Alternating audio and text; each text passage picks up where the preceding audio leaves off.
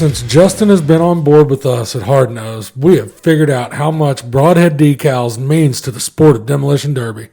His great quality parts are seen from coast to coast and everywhere in between. But he can do more than just derby products. Your everyday business may need some pep in its step with new banners or stickers. And just give him an idea and let him run with it.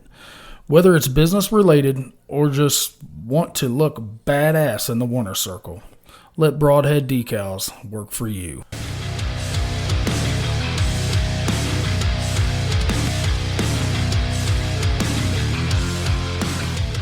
JM Race Engines is a new business in north central Missouri that have you covered from top to bottom for all your engine needs. Purpose-built engines with the correct amount of clearance will get you to the end of any show, whether it's your local shows or on the national level, where you can't be let down by your equipment. With top-level professional machine work to all engines, your choice of build is totally up to you. JM Race Engines will give you the confidence to push your equipment to the max while giving you your preferred horsepower to boot. From LS builds all the way to your exotic level small blocks that your imagination can only dream of, they have you covered. But it doesn't stop there. They are also a speed shop that carries a variety of heads, carburetors, intakes, plug wires, helmets, and other safety equipment, and the best VP fuel on the market today to take you to the top. So if you're wanting mild build to wild build, let JM Race Engines help take you there.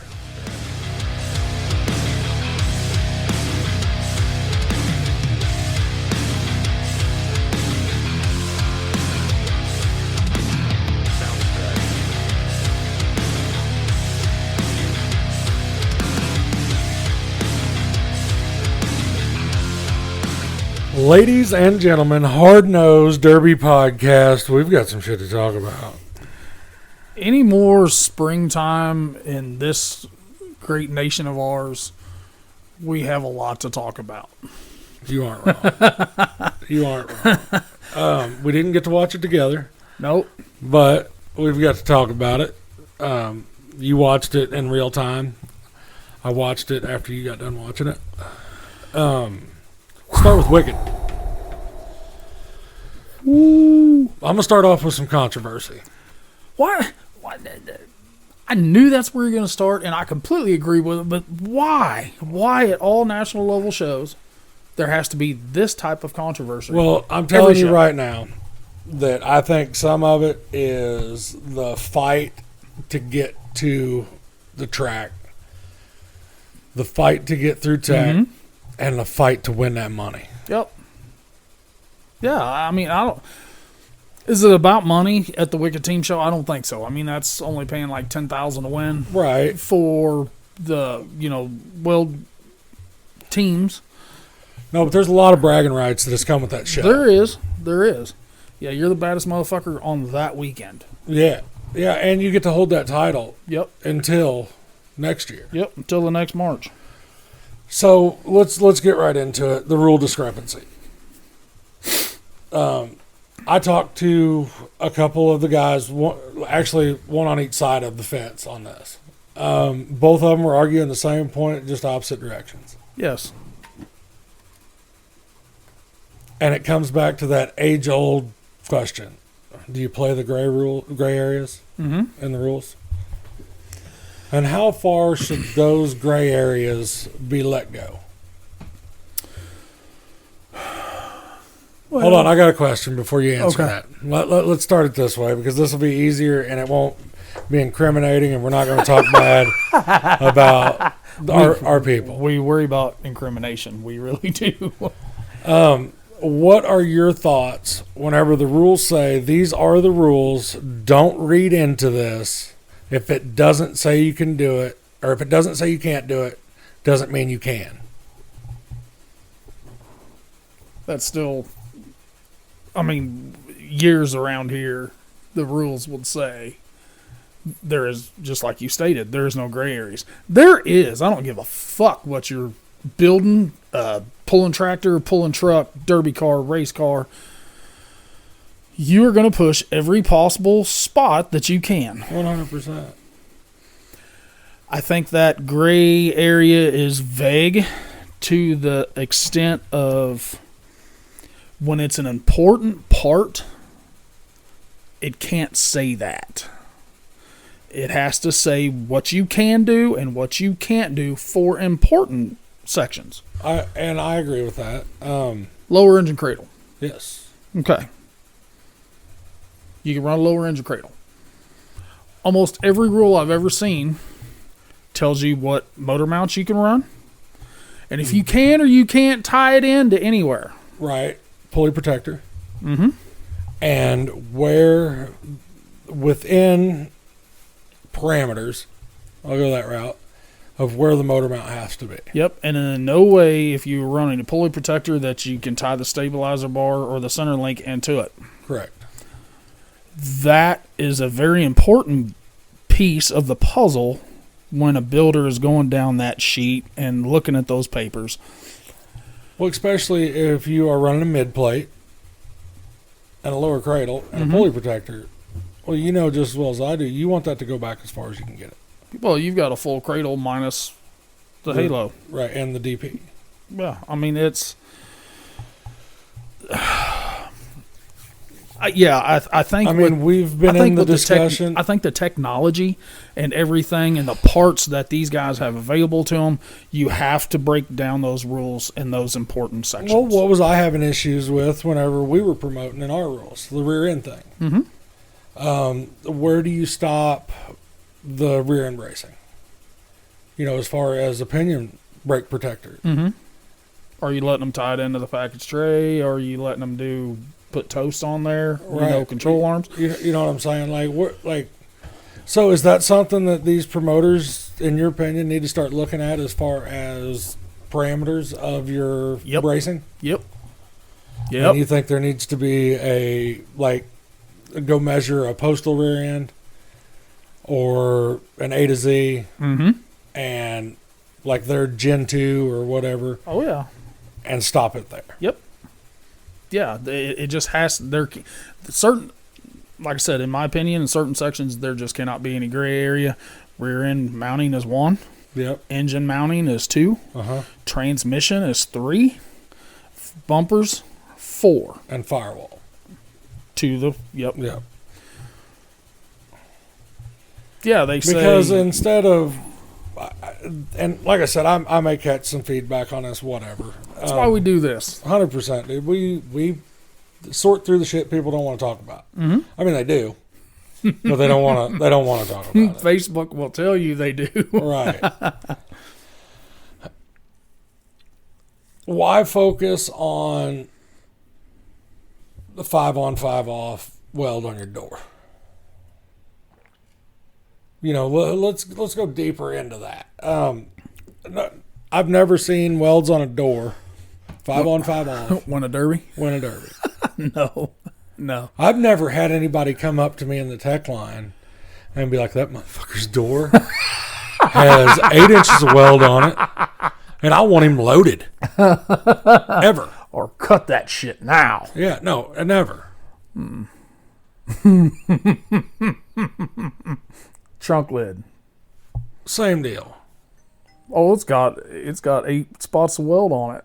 I don't care. The center of it's going to blow out. It's going to wad up and be in the tank protector by the time this is over with anyway. Yeah, but say you're in the tech line and you're teching, and a car comes up and it's got a lower cradle on it. And it's got a pulley protector on it with a front plate, all the goodies. And you see it's tied into some aftermarket motor mounts. When your rules state factory GM motor mount, what you can only do. Right. That's not that gray area bullshit. No, that's blatant cheating. Bingo. So when you have something... Well, it's got a poly bushing in it. I don't care. That's welded in solid with solid outer bushing all the way around it. And there's no way to fix that. No. At the show. Unless you're going to pull the motor out. Cut the motor out. Yep. Go down to the hardware store or go down to the parts store. Or catch your homie who's got it set in the bed of his pickup. Which I think I've got to set my toolbox. I'm going to say this, and I hope there's not that much persecution going on. I'm putting this scenario in the promoter's hands, not the driver/builder's hands. Did the 5 teams load at Wicked because of one team? They didn't have sticks yet either. You know what I'm saying?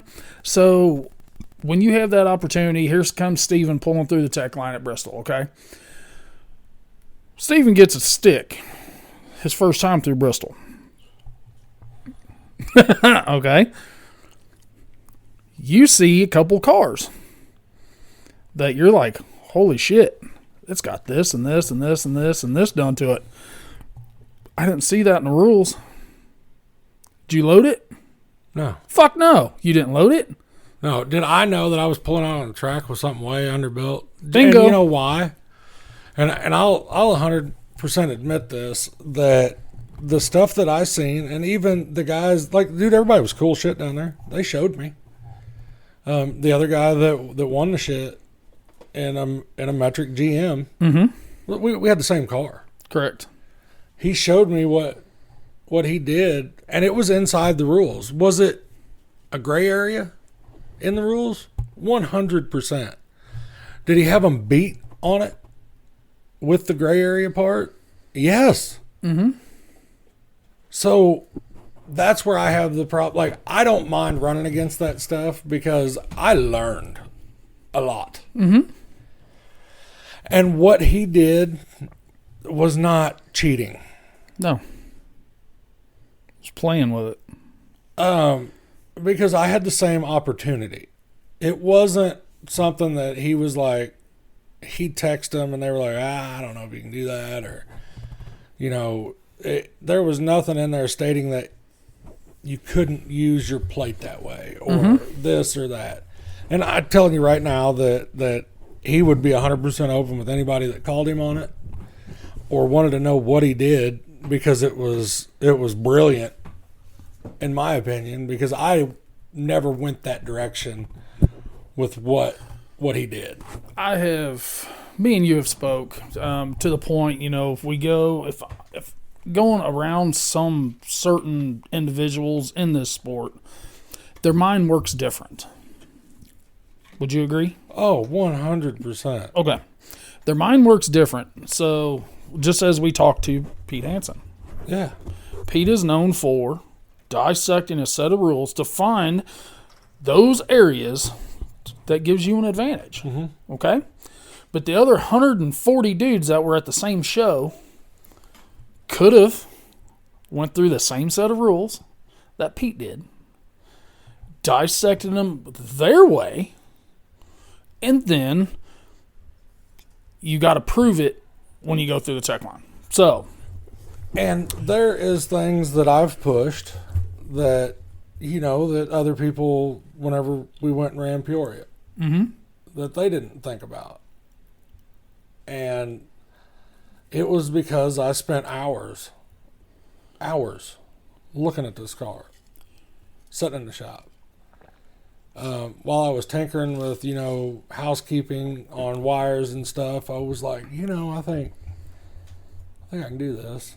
It doesn't say that I can't. And it's something that's way fixable at the Derby. That's the deal. I'm going to do it. And that's like what I've always told you. And I'm not talking stuff in frames. Correct. Or nothing blatant like that. Cheating. But if you're playing in the gray areas, I mean, that's that. You know, I'm talking like, you know, plates could be manipulated. We've talked about that. We know how to do that. You know, that's been around as long as plates have been allowed. I found a way that I could use an A-arm strap. It didn't say that anything could, you know, it didn't say that they couldn't overlap. And found a way, you know, to tie a K-member into a plate where I know Mopar's been. Because that plate that come off my A-arm, I didn't need it anyway. And I mean, we knew this going into it. That was car selection. That was rules to the car. And you're going to have that in any rule set. Was my A-arm strap longer than it was supposed to be? Yeah, it was. Did it start at what it was supposed to be? 100%. You know, you run into a lot of stuff where a rule set will say 1 A-arm strap per side. Mm-hmm. But then you'll see in somebody else's rules 2 A-arm straps. Mm-hmm. Don't say per side, so you don't know if that's 2 for the top, 2 for the bottom. Right. On the left and the right. Then you pull in they said, well, it says 2 A-arm straps. Why do you got 2, 4, 6, 8? Well, does it say how many I can put it on? Right. No, it don't. That's that rule clarification that needs done. And if that ever happens, I don't think we're we'll talking have the from problems. a promoter and builder side Yes. here. Yes. Because I hated that shit. Mm-hmm. Yep. 2 There's A-arm nothing straps. worse than somebody pulling up and you've made all these, say 11 other cars do something. And this guy comes in and justifies it in a way that you almost can't tell him no. Yep. So 10 of the other ones that came in the same way but didn't validate why they did it Or couldn't explain why they did in the it. rule, so you made them cut it. So you as a tech or you as a promoter, you were looking at this one guy who just beat you and explained how he beat you. You still got to sit there and make him cut it because it's only fair. Well, Because we run into the issue, no material added inside the frame. correct. We were allowed fix-it plates that didn't say that they couldn't go into the frame. In my mind, whenever I put in the rules, no material may pass through or inside the frame, I feel like that covers that. Mm-hmm. Didn't say you couldn't go around it, Right, but it damn sure said you couldn't go through it right, or inside of it. right. But then on your plate rule, it doesn't say that it can't. Mm-hmm. So again, I know there's going to be people that listen to this and they're like, no, you said nothing passes through. Yeah, but I didn't. I told them they could manipulate a plate and place it however they wanted. I love the front down tubes. 2 front down tubes. Dude. What do they all say? Door seam. Mm-hmm. Can't go past the front door seam. Right. Does that mean the front of it or the back of it? And where can it attach? Top of the frame. Must be on top of frame because people have learned all the way through it. we're going all the way through that bitch, then we're going to weld a plate on the bottom of it. Then we're going to weld it on the inside of it, and then we're going to weld it on the top side of it. Knowing that people have done it. So that is something that has been reworded in 99.9% of every rule set that I've ever looked at to say top only. And I'm giving out a little bit of a secret here, and that's fine. Because we do have a few Mopar listeners and stuff. You watched it. Frontmost body mount can be replaced. Mm-hmm. Well, here we go. On a Mopar. Where's the front body mount? That's the front K-member. Correct. And what are you allowed? All thread. And you're allowed a spacer. Uh-huh. On a Crown Vic, GM, whatever, it doesn't say where that spacer has to be. Correct. On a Crown Vic, it says that it must be mounted to the body and the factory body mount hole. Because 90% of the time, you can't cut a Ford back any farther than that. So, and a lot of times it'll say, it can't be welded or blah, blah, blah. Well, on a Mopar, there's not that mounting hole. Correct. So, on every one of my Mopars, I have 100% beat them on that. And I've done what I do. And you're allowed so many nuts per piece of all thread. Mm-hmm. Well, on the bottom side of a Mopar, you can fit a 3/4 inch nut inside the subframe. Yes. And the all thread's going through it. Yeah. It's not like it's just a nut welded there. Right. This is what I'm talking about. Correct. Been in several fights over Mopars again. And there's four guys that have brought this to attention at other shows and whatnot. Your plate rule cannot attach to sheet metal. Well, here we go. Let's start debating. We're in the tech line. Well, that plate is touching sheet metal. This whole fucking car is sheet metal. Anytime there is a automobile of any extent that has two separate frame sections, not one entire solid piece of frame from front to back, those rules don't justify any of that. They don't. We dealt with the firewall to subframe stuff that I've done. We've dealt with K-member to subframe. We've dealt with rear down tubes to subframe. That is stuff that you got to watch out, because there's shit like this in the Ford world too. Oh yeah. Mm-hmm. The elusive second body mount hole in the box. You mean the inner and the outer? See what I'm talking? Correct.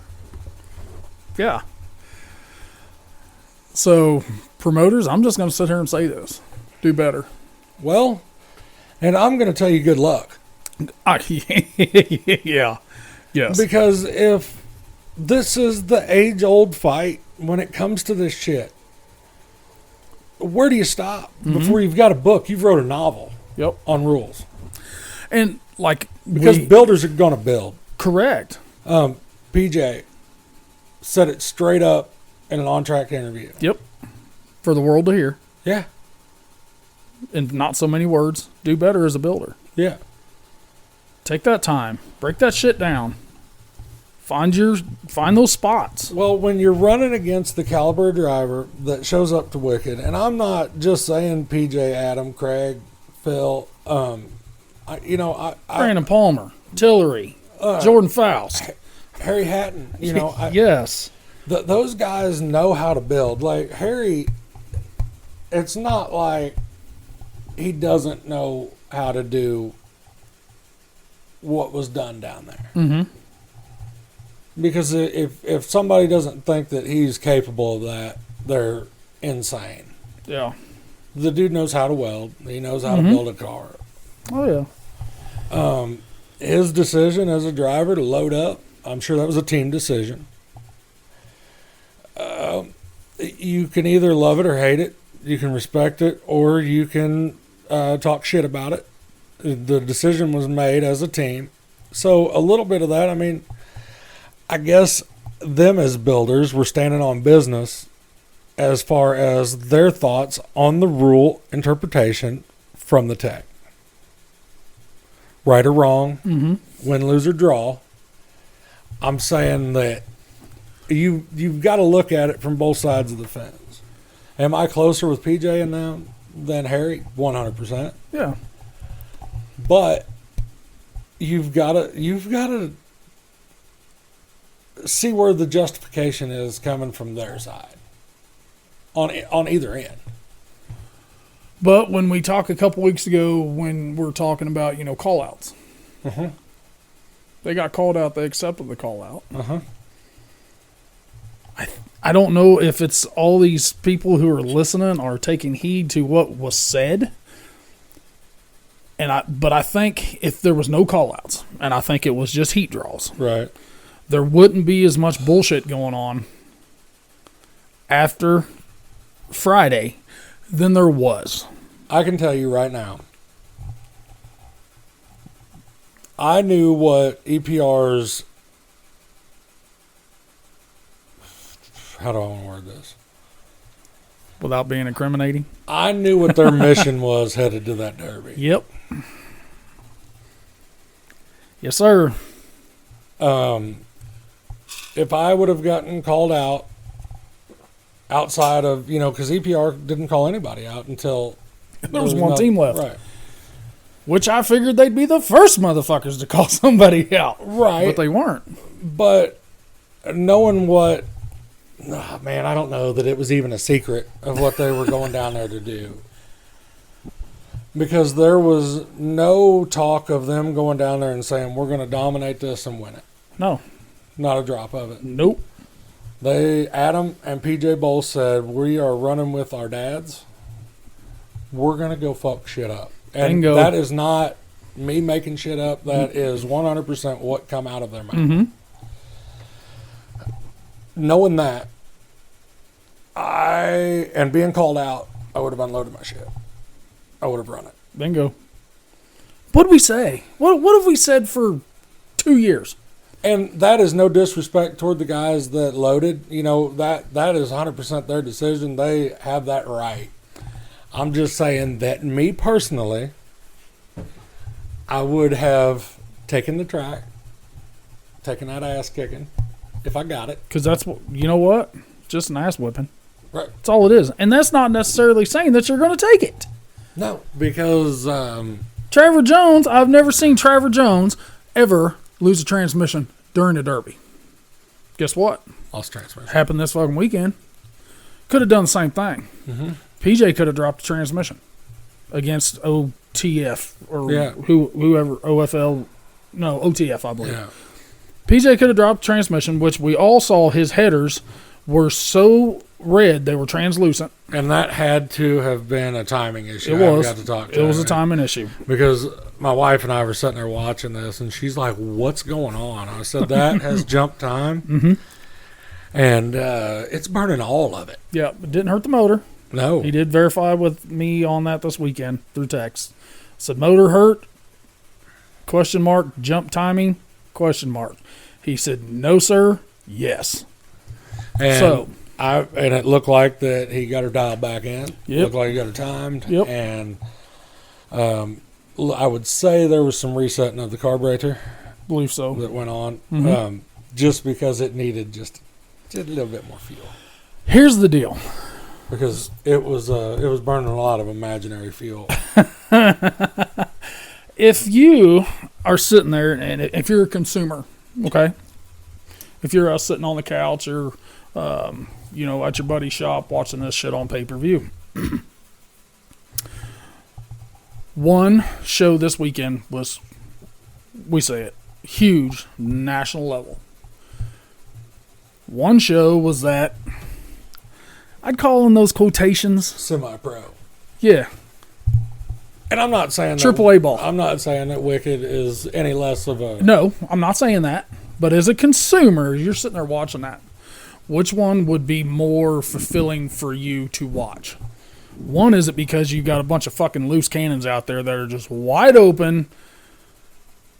I saw a car flip faster than I've ever seen a car flipped. We're going to get into that. No, don't touch that too hard. So is that what gets you going? Well, what's crazy... Or is that strategic, bide your time, wait for a shot? I like them both. I know. And that's why I know. that question is so open-ended. Like, there's no right answer to that. Correct. Because, honestly, you had your choice of what you like to watch. Mm-hmm. There was guys out there with 2 TVs on. Oh, yeah. One playing on each side of the room. Dude, and they were sitting in the middle. Chump. Yes, that's who I was meaning. Yeah. I get a Snapchat of that TV going and that TV going. Yeah.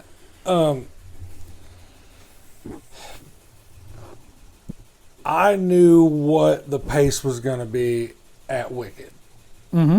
I knew what the pace was going to be at Madison. Pound for pound, because I've been watching snippets of Madison. I haven't had time to do that. I'm going to. I will watch it because that's what we do. Pound for pound, I like what the Wicked team and that build was putting on the track. So, with that statement, I like that 1v1, Yeah. that hard hitting, as they say all the time, with the hashtag of combat motorsports, kill or be killed. Yes. So, with that statement there, we've talked about Gold Rush.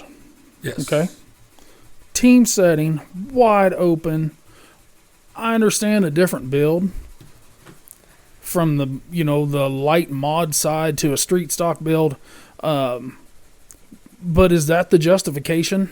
Going from the team setting to a single setting where everybody has trouble pushing the pace, no matter how much they say they're going to push the pace, which they do, makes that team aspect just a little bit more edge of your seat, just waiting for crazy shit to happen. So before we dig a whole lot into it, let's just take this little minute to take a commercial break, and we'll be right back.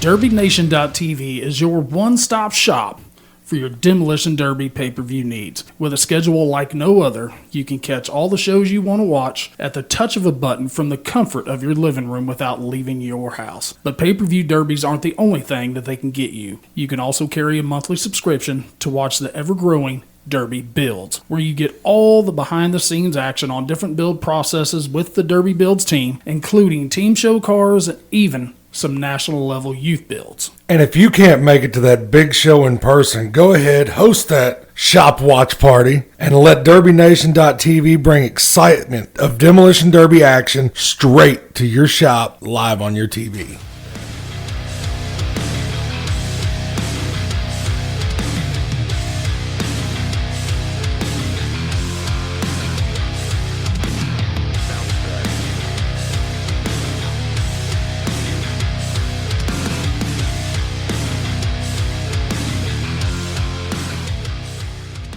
So let's just jump all the way into the Wicked Team Shows, Sturgis, Kentucky, Union County Fairgrounds, Wicked Derbies.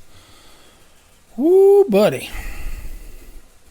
We're going to talk about it? Let's talk about it. Okay. Where do you want to start? Let's just do it. One thing that we're not used to seeing at a Wicked show is a wagon. The Wicked Weld class, Mr. Zach Harrell was in a wagon with the quarters cut off of it, pre-ran, nasty. It came down to Trent and Terry, Zach Harrell and Brandon Berrigan, a couple Fords, and a wagon. Brandon Berrigan pulled off the win, Zach Harrell second, Trent and Terry third. Mad Dog was Zach Harrell. Well deserved. Yeah, 100%. Like, woo! That was that class started harder than I thought it was going to. It still didn't hurt. It didn't start as hard as I'd like to see it. Yes, but you take a lot of times those harder built cars don't start like that. I know. And you would think that's when it's going to start. You would think if you're in the hardest son of a bitch on the grounds. It never does. I know. It never does. And it pisses me off every time. But they get that first 10 minutes out of the way, and then it's time. Yep. Yeah, and we said, just talking, that Trevor Jones was running that class. Yes. Unfortunate event of because I'm telling you right now, oil coming out of every orifice in a transmission I think could have. And I knew it was coming because I could see the transmission. I could see the smoke from the center of the car. I was like, he's on very borrowed time. And he didn't even have a whole lot of time to even get it turned up a little bit before it left the group chat. And you'll have that. That's those dumb shit scenarios. Every time. Dude, the co-pilot class. I'm just going to say it. The co-pilot class, which I'm pretty damn sure we've said before, is what these guys are doing to them now and running for drivetrain and stuff. That's not what this class really started out to be. No, but I'm glad it went this way, though. Shit! I'm glad it went this way. Because I'm telling you, whenever that shit first started out, I hated it. Like, bad.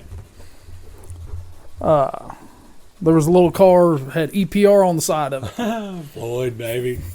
Floyd and Zach Johnson got the Mad Dog. Greg Kendrick, Blake Swindell third. And a well-deserved Mad Dog. Yes. Brandon Harvey and Brendan Harvey in second, and Dustin Diggs and Josh Hamlet. What did you think about them, Mad Dog in that class, hauling ass out to the pits? Putting a tranny in it. Putting a tranny in that bitch. In less than an hour. And throwing it back on the track. And then did a driver switch under red. That's the craziest shit. I was like, oh, no, he's getting out. Hold on, stick still. Wrong. He never touched the ground. I don't know that he ever touched the hood. I think it was just dash bar, maybe. That was the Chinese fire drillingest shit I have ever seen. Hilarious. Yes. You know what? I think it's my turn to drive this shit. And they asked him, have you guys practiced that? And I don't think anybody ever practices it, but I could be completely wrong. You could never do that with Adam, though. Mm-mm. You know why? If you slid over his lap, you might not get to leave it.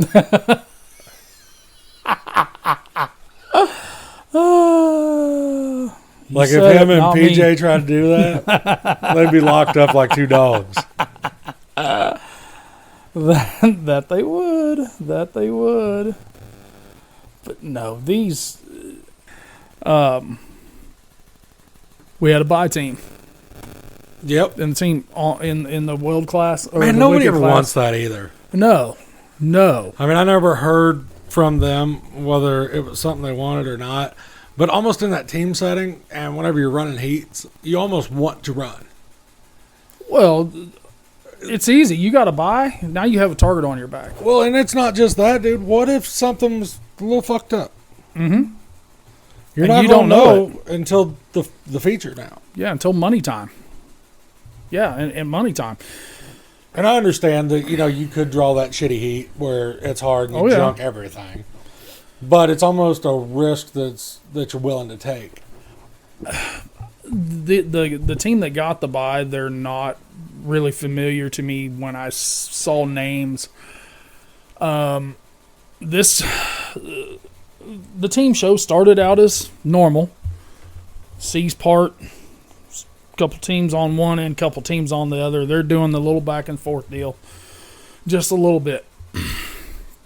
Well, the team that got the buy, I don't know who got bored first. If it was PJ or the team that got the buy. You heard one throttle crack. I saw Phil took a pretty hard door shot. And then all living hell broke loose. You heard all the RPMs. All of them. What was super cool about that whole deal is after it was over, there was people in the stands that were pissed off, but none of the drivers on the track were. Nope. No. They all got out.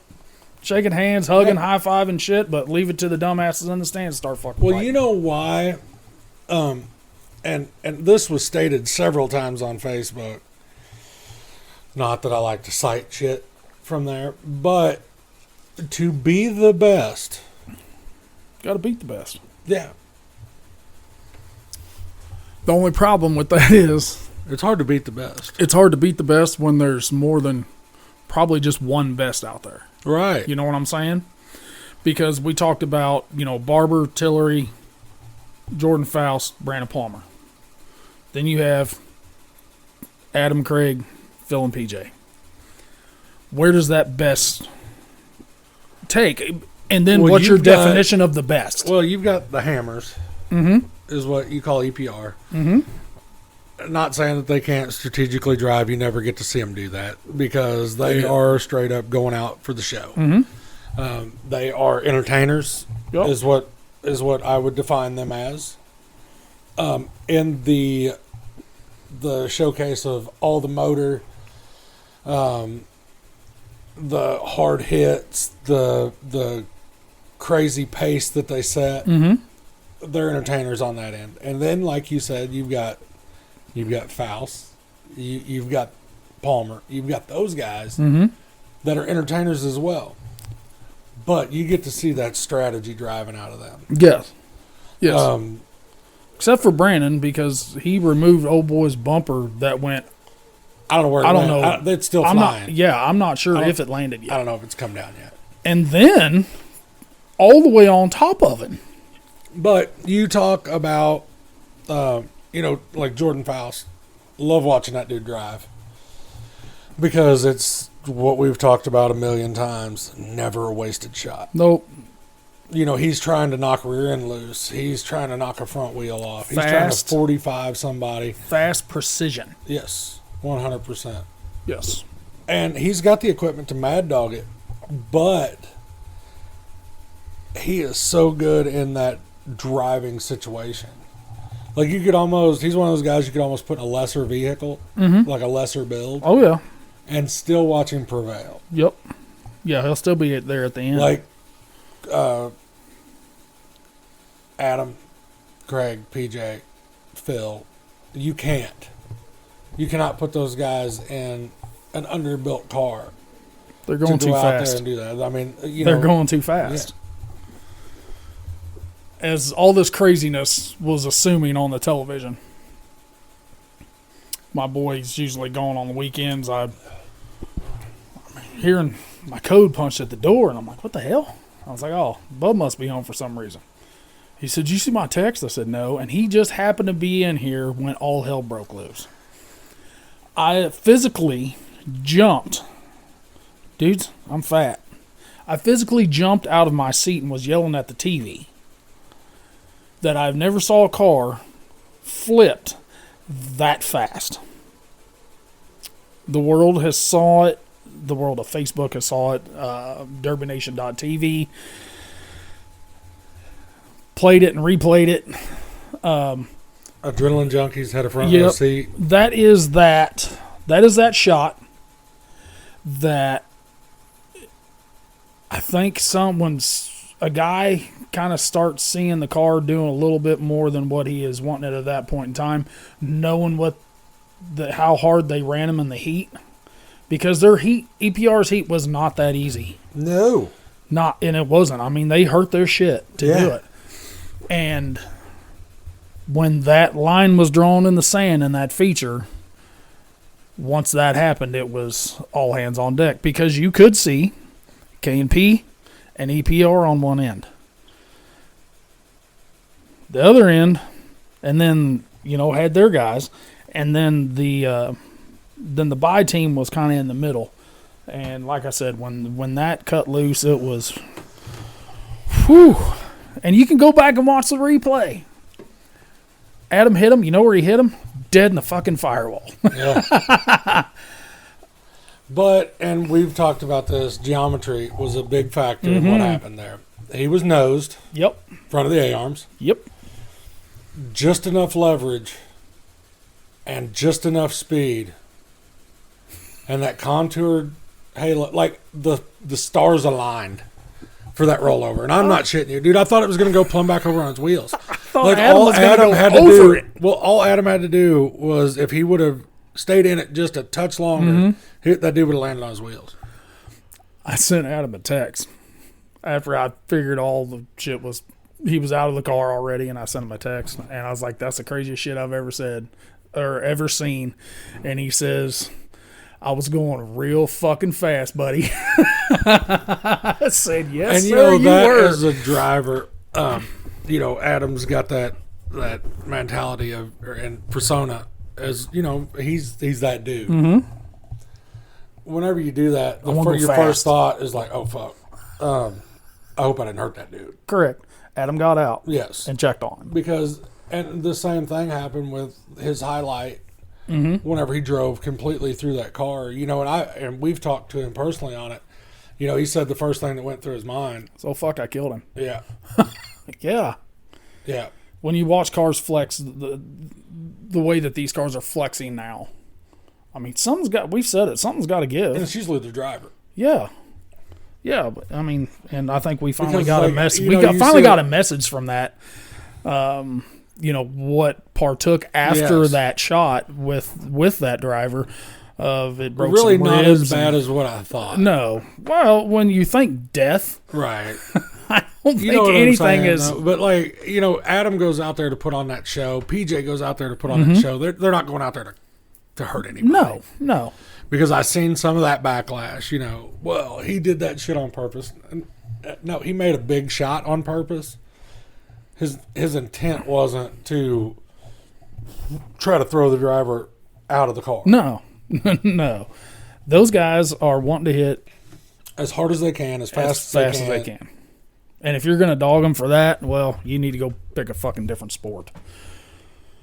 Not really going to get into the compacts. The compacts were the compacts. I think they need to adjust that set of rules for those compacts. We saw a bunch of shit junked in the heat, and that's not what we're normally used to seeing. I could really see some difference between Camrys and W bodies on how they bend. If you've ever got a question, you can just go back and watch and see what I think Camry's weak points are and where a W body bends. I think they need to give them a little bit more, because I think if they give them just a smidge more, I'm not saying a full tilt cradled mod Blizzard Bash build, but give them a little bit more, because I think they're wasting their shit so hard in the heat that the feature is lacking to a certain extent, because Busch Light and Stripper Glitter, Jonathan Painter's team, turns around and beats Luminasty in the heat. But Luminasty made it to the end when Busch Light and Stripper Glitter didn't. Right. Because they hurt their shit both of them hurt themselves so bad in the heat. Right. They just didn't have enough really left Well, of the features. and, like the Camaro was getting it done Oh, yeah. until it wasn't. Yeah, the locally hated pulled out a win again. Well, as a subframe runner myself, after it did what it did in the heat, it's really hard to fix those. Because 60% of the time, 70% of the time, when you start pulling on that, they rip.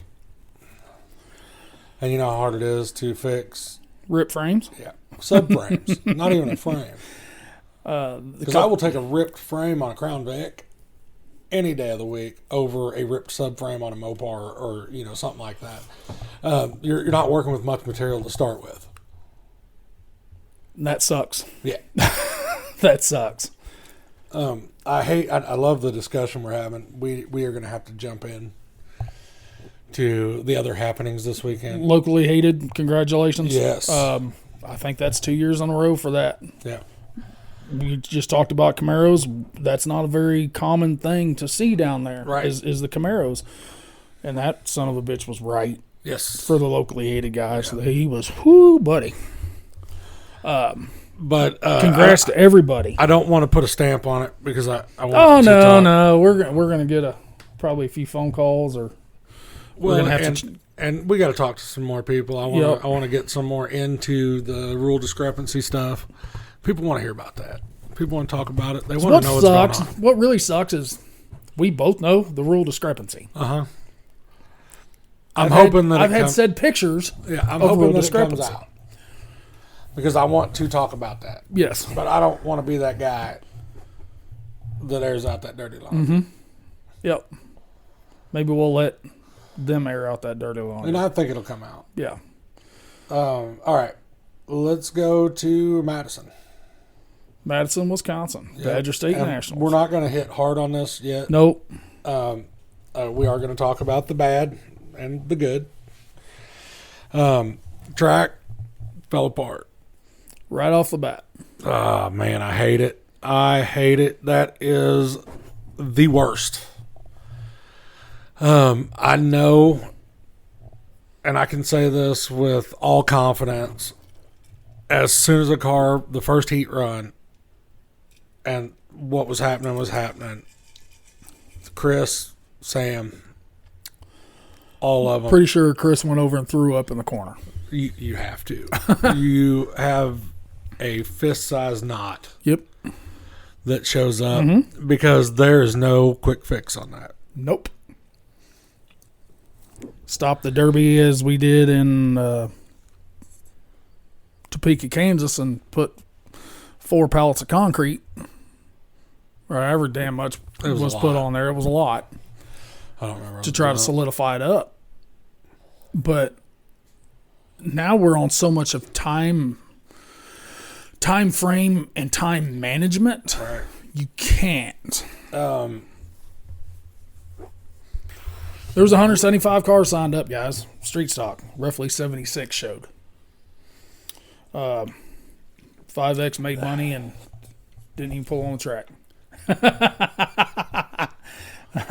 There, you catch some wagering guys that are willing to make some wagers, and that type of shit happens. But you had huge names. I mean, Eric and Dave Diemel. Sam Bando. Jake Benners. I mean, the list goes on and on. You have these issues, just like everything. I'm not going to sit here and put somebody down because we've said it a million times. I want all these shows to work. Yep. Do I think that we've flooded the market with big shows a little bit? Yeah. Did I ask for this? Kind of. You know what I'm saying? Yeah. One thing that really, you got here, we said 15 words to each other and started. I think one of the problems is, and here's what I'm going to say, this is my bad. You've hit on the track. Chris did everything Chris could do. They brought in a fucking fan boat to help drive the track out. And do you know how shitty that dude had to have? I mean, oh yeah. I think they're running too much. You know what I'm saying? I think when you're trying to run 8 different classes or whatever, I think that Saturday is just taking too long. Yeah. Wicked could have done the same thing. If they could have run something on Friday night, that would even that time out a little bit. Same way with, Sam, Chris, and Nicole. You had 3 one-and-done features of stock cars that roughly ran. One thing that I want to compliment Robbie on, whenever we were at Freedom Hall, he ran prime time. At prime time. Mm-hmm. I've heard Rob Hewer preach that since I was putting on derbies, been going to derbies. Give the crowd what they want while they're there. Yep. I understand that that's going to upset some people because, we are the headlining class. Everybody thinks they are. Whenever I'm running these big shows, I know that I am not the main event. Nope. I usually end up running last. You're on the undercard. You're in the prelims. I usually end up running last. Yes. You know why? That's when they've got time for me. Yep. Yes. I still get to have fun. So what you just said, that's where you praise Robbie. Robbie, primetime, old school, was supposed to run last. Yep. He's seen it. He saw it, and they adjusted. Uh-huh. Then you run compacts last. Uh-huh. Still had a crowd for the compacts. Still, yeah. But had more of a crowd for the old school. Yep. Yeah. And I think, the world of Facebook, we understand everybody's got an opinion. Everybody's a fucking promoter on Facebook. Yes. One thing I do agree with on Saturdays, start that fucker earlier. Yeah. Start it sooner. Everybody's already there. Mm-hmm. Yeah. So, like the Wicked show, they started concies at 3 o'clock. Mm-hmm. They started the main card at 5. Mm-hmm. Still didn't get over until midnight. Because on the recording, that's an 8-hour show. Yes. On Saturday. Fuck, that's a lot. Yeah. And I mean, I understand that's, nothing going on when they're pulling cars off and all that shit. But when you got 30 cars out on the track, it's so hard to hold a crowd that long. Yes. So they're on the track for an hour. So you're watching an hour-long derby.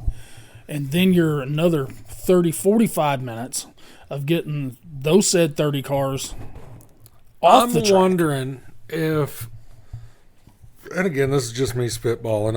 I know that nothing's perfect. There's no perfect system out there. Somebody be doing it. But we see it all the time with NASCAR. Your truck series runs on Friday or Thursday. Yeah. Let's say that. Xfinity on Friday. Yeah. And then you would have your Busch series, you know, as it was on Friday. On Saturdays, and then the Cup on Sundays. Yes. Right. But, yes. you know, in our world, it would be Thursday, Friday, Saturday. Maybe that's something we need to start looking into. You're probably not going to grab that crowd that you're wanting for one of those days or the other. But I think the time management on that end of stuff, because and to run that, it's all going to have to be one and dones. Mm-hmm. But you could still do your 3 heats of stock, your 3 heats of vans, compacts, mini trucks, whatever. And then you could do your light weld and your mod class or street stock and light weld or whatever you're going with. Like I said, there's no perfect system out there. This is me spitballing, shooting from the fucking hip. I'm just saying that it's so hard to grasp that crowd. Even everybody's like, oh, this is a national level show, blah, blah, blah. You're still catering to the consumer. Yes. So now we're talking on time management. 2:30 in the morning, roughly, when Madison was called. Right. It started at 6. So now you're working on 9 hours. Still didn't get to finish the Derby due to shit. Well, and it's so hard. Again, I seen that on Facebook. You know, everybody's like, oh, blah, blah, blah, blah. From my understanding, it sounds like the venue was fighting a little bit. Yes. Yes. There's nothing worse. We've dealt with this. Somebody affiliated with the venue messing with you the whole time. Yep. Trying to run shit from the background. That is terrible. Yep. That is a fight you don't need. And it just throws in a whole nother factor to dealing with something. I seen one person, and Facebook absolutely ate him up. Why would you have it there? Okay, yeah, you know what? I went and rented this big-ass venue because I knew they were going to fight me all weekend. Correct. Now, even whenever you were typing that out, I don't care what kind of person you are. If you don't think before you talk, whatever. There had to be something that clicked in your mind that was like, this is fucking dumb. What I'm about to say is stupid. Because, I mean, as a person, who in their right mind is going to do that? You know, I'm going to go to this gas station because I know they're going to hassle me every time I go in there instead of going across the street to the other one that you don't ever have any trouble with. Yes. You're not going to keep going. It just, that blows my mind that thought's out there in somebody's mind. Why did they do that? Yes. Because I guess they like fighting a venue. No, it's not. It ain't like that. No, nobody wants. No sane person wants that. Why would they put that dirt in there? Because Chris was like, I want to fight this dirt all weekend. This track's going to start out shit. I'm going to fight it the whole time we're here. Yep. I'm going to fight it for 4 days. No, they didn't do that. No. Why are they rolling it? They rolled it too much. You don't think that Chris was trying everything in his power that he was allowed to do to try to fix that? Because I promise you they didn't put water on it. Do you think that Chris Florian didn't know that rolling that was going to make it pump? I mean, these are the comments that I've read. Yes, he knew that, but he was trying to pull the moisture out of it. Mm-hmm. I guarantee you, in his mind, and I may be completely off, but just me being in the field that I'm in, he knew it was going to pump. Whenever that starts pumping, it's bringing the moisture to the top. Yes. There was so many fans in that place. And I'm not talking the crowd. I'm talking circular air moving devices. He was trying to pull the moisture out of that dirt, bring it to the top and dry it. With a fan boat. Yeah. Well, you know what I'm saying, though? Like, yes. He wasn't, you don't think that he was like, man, this is going to pull all the moisture up there. I hope it makes this track junk. No. No, he had done everything in his power that he was allowed to do. That was a last ditch effort. Yep. To bring the moisture to the top and get rid of it. Mm-hmm.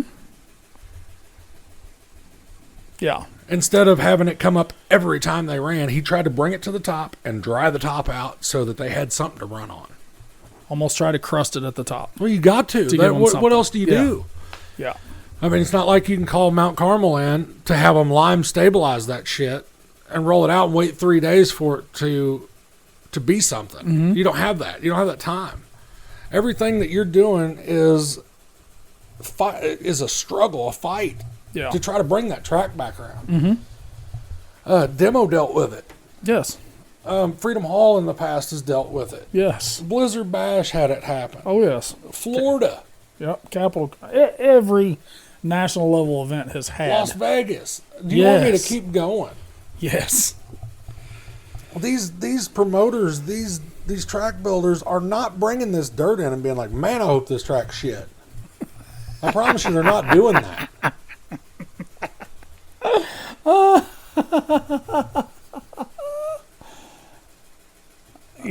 Dirt is one of the most unpredictable factors that you've got in any type of auto racing or any type of motorsport that is done on dirt.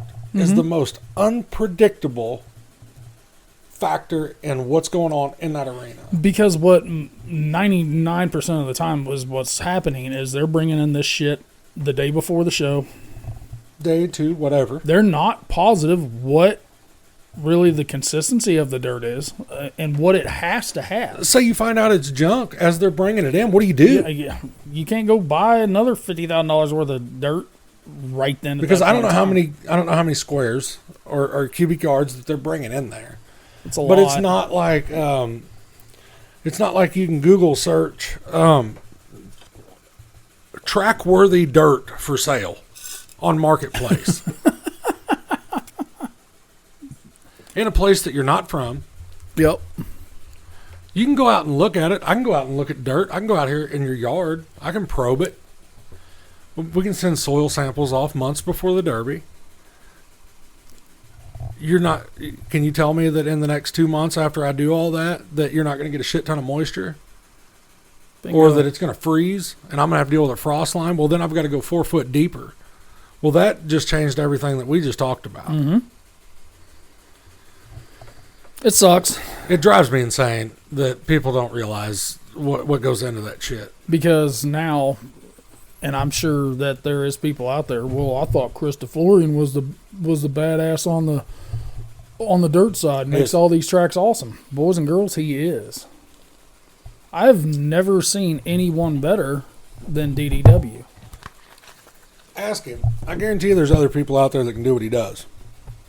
I guarantee it. But I'm not saying Find better. Yeah, go find him. Get him to come to all these shows. Yep. Get him to do it for what he's paid, because I guarantee he's not paid enough. Correct. Correct. Because nobody wants that responsibility. No, that's a big-ass responsibility. Yeah. Well, you make or break your show right there. Yep. One thing I did really, really like about that show, Mr. Mark Elliott was there. Uh-huh. Doing his announcing. We did get told by Mark that he was retiring. He did retire the Unified Point Series, but he's very selective few shows for the ME 527 announcing stuff, and that show just happened to be one of them. I'm sure Gold Rush will be one of them as well. I'm not sure what he's got going through the summer, but he has reached out to us. And we're going to get Mark on in hopefully a few weeks. Mm-hmm. We're going to talk about Youth Expo 2025. Going to do everything in our power to try to get there. Yep. I think it's Eaton, Ohio. I believe it's where it is. We're going to get him on. We're going to get some other guests on too, guys. So don't think that it's not going to happen, because it is. We're just kind of cut short on time on this great day. We had to give Steven time to rewatch stuff this morning, and then he has to leave from here and go straight to work. So Yeah, here in just, I mean, Like now. yeah, I've got about another 15 minutes I can talk to you. I got to roll. So, Congrats to the winners out there. yes. Was there some calls that were questionable? Every Derby. Mm-hmm. Every Derby. I'll be able to speak more on that next week. Kiss the high. Yeah, watch it this week and Yep. sit down and watch I it. took a streaming device with me this time. Oh, did you? Yeah, that I can plug straight into my TV. I'm going to do some hardcore Derby watching before I go to bed. Well, because what time do you go to bed? I usually try to get my guys off the road by 4:30, 5 o'clock in the morning. So when you guys are getting up, such as myself, to go to work, this fool is just getting off work. Yeah, we usually start at 5:30, 6 o'clock in the afternoon and work all night. Till they kick you off. Yep, till they make us get off the road. Yep. Remember, there's still openings for that Southern Number 9 tour Oh, yeah. in Pleasant Hill, Illinois. I wish I could commit to that, but you're talking like that's whenever they're like, hey, we got to finish all these jobs now. That's kind of a shitty time for you in the September time frame. Yeah. Is because companies are trying to figure out when the shit weather is going to come in. How much can we get done before we got to go, we're done for the winter. Uh-huh. Because we just got lucky. Well, lucky or unlucky, I guess you put it. We didn't really have a winter here. No, I worked. You were off a couple weeks, but that's it. Yeah. Usually it's 4 months. Yeah, I got off, the week before Christmas, and second to last week of January, I was back to work. Yep. I think my wife and I sat down the other night. I think I went 5 weeks this winter that I didn't get a paycheck. When usually, like I said, it's usually 4 months. 20 weeks. Yeah. I'm Somewhere usually, after Thanksgiving, I'm usually done, and I don't go back till April. Yep. End of March, April. Yep. So Good for my checking account. there's still team spots left, no compact spots left. Right. I think there's very few hobo teams open, spots open. The 90s nostalgia class has just launched this past week, so you can get on the Southern Number 9 rules and check that out. And dudes, as well. if you all have questions, call Austin. Yes. Message him. Message Austin. Because there's going to be guys. It'll take a second, but he will get back with you. And those guys don't mind talking. Nope. I mean, hell, hit up Tony. Mm-hmm. Tony can get you pointed in the right direction. Oh, yeah. Without a doubt. I think I'm shit. going to go help with the Quincy Raceway Derby. You sure? I think so. Positive? I'm pretty sure. Are you 100% positive? No. You shouldn't be, because we're going to be gone that day. Oh. I did tell you. Where are we going? We're going to Iowa. Oh, shit. We might be able to be back. Yeah. Yeah, we'll see what happens. It's about a 4-hour drive. Yeah. Because we are talking about another Huge show coming up. that is pushed on the youth side as well. And if you guys have already known, we're all about the youth. Big time. Yeah. So Big time. I'm looking forward to finding that one this year that we're going to send out that direction. Oh, yeah. Because Yeah. we always pick one. Sometimes we pick two. You never know. Yeah. You all keep watching stuff on our Facebook and blowing that stuff up, and we'll be able to send more. Well, that's probably a good stopping spot for us today, since you got to Vominos. Oh, one thing. I was going to talk to you about it a little bit on here. What shit you get me into? Well, I took the wrong way home Friday. You didn't take the wrong way home. You just took a different road home. Right. That ended up in me making a purchase that I had zero intentions on making. That happens on them bigger jobs. But it was cool. And this is where I'm going with this. Is I'm wanting some more of them tales from the trailer. Yes. We need some more of those. Yes. So I'm gonna go ahead and throw this little story out there before I have to roll out. Yep. So I take a different route home because I didn't want to fight traffic, and I'm gonna be 100%. It was another 15 minutes further to go this way, Who gives a shit? but I went north Yep. and brought 36 across. Yep. I'm crossing an intersection to pull into Paris, Missouri, and I meet somebody with a 1998 Grand Marquis. Baby blue. Yeah. Well, I get past him, I waved, seen who it was, and my brother-in-law. He's like, hey, turn around, come here, I want to show you something. All right. So I turn around, get up there. It had been hit on the passenger side. And the guy had fell asleep at the wheel, running off the road.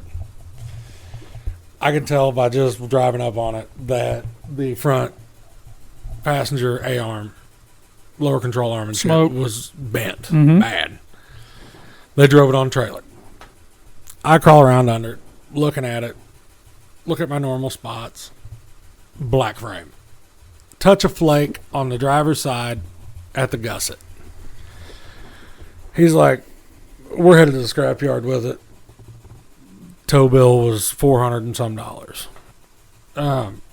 I was like, just take it out to my house. I'll pay that tow bill. He's like, what? I was like, yeah, I'll take it. I said, I'll swing by the bank. I'll meet you at the house. I'll give you $100 bills. I get out there, drive it off the trailer, got a flat tire, drive it around, park it. Saturday morning, I get up, pull front wheel off of it, see where it's bent. Found some fuckery. Did But in the spot where... fixable fuckery Yes. is what I like to call Yes. it. Yes, passenger rail was bent. Bad, no. Like I said, it wasn't bad enough that, it didn't push back 3 inches. Tire's not touching the firewall. No. And a lot of where the tire is pushed back is the lower control arm. I happen to know somebody with a frame machine. Got to looking underneath of it, dude. It's super, super clean. All 4 cats on it. Aluminum wheels. Yep. Yeah. So somebody's misfortune ended up being your small fortune. Yeah, my wife was really impressed. She's got our savings account on her phone. Mm-hmm. And immediately, Ding! yeah, she was like, what are you doing? I was like, I found something. We got to have it. We gotta have it. Babe, there's a chance we're running somewhere this summer, and I'm gonna run a Ford. So we gotta have it. Yeah. I just need to get it over to Shores now. Strip it, dudes. But that's our little tale from the trailer. Yes. Just happened to cross paths with it. I like surprise fishing. Yeah, because and it's not even really fishing. You're kind of hand fishing when it gets delivered to you. Yeah, I like There's no that. rod and reel. I love that. There's no sitting on the bank. There's no doing that. You just... It's cool since people know us now, kind of. I get phone calls and stuff, and I showed up. Trying to sell this dickhead Mopars, guys. Unless it's old iron Mopars, then that's a little bit different story. Shocker, baby. I pulled up to the house about 8 months ago, and I drove up, parked where I normally park, in front of the house. Mm-hmm. I got a little circle drive. My wife was in there. She was like, what are you doing? I started backing up. I was like, how long's that been here? She's like, what? Well, there's a 71 New Yorker sitting in the weeds by my house. I was like, what? Where'd that come from? She's like, I don't know how long that's been here. And it was hunter green, so it blended in with the trees and stuff. Yep. Well, I finally got to calling around because I was like, who in the hell dropped this off? Well, it was one of my buddies down the road, and he's like, just bring me $350 whenever you Get a second. He's like, I figured you wanted it. Yeah. I was like, yeah, you're right. Yeah, you're right there. So You're right there. So sometimes they just show up. Sometimes. But we'll end it on that. I'll go to work, I guess. I don't want to. Got any last words? Nope. Make junk, boys. Triple B's Tees offer custom shirts and logo designs for all your apparel and merchandise needs, offering a variety of shirts, hats, hoodies, tumblers, and koozies. Triple B's will work with you one-on-one to personalize and perfect your logo. With over 5 years in the business, 20 years in the sport, they live for Demolition Derby. Chunk and his crew can bring your imagination to realization with zero limitations. So for all your badass tees, choose Triple B's.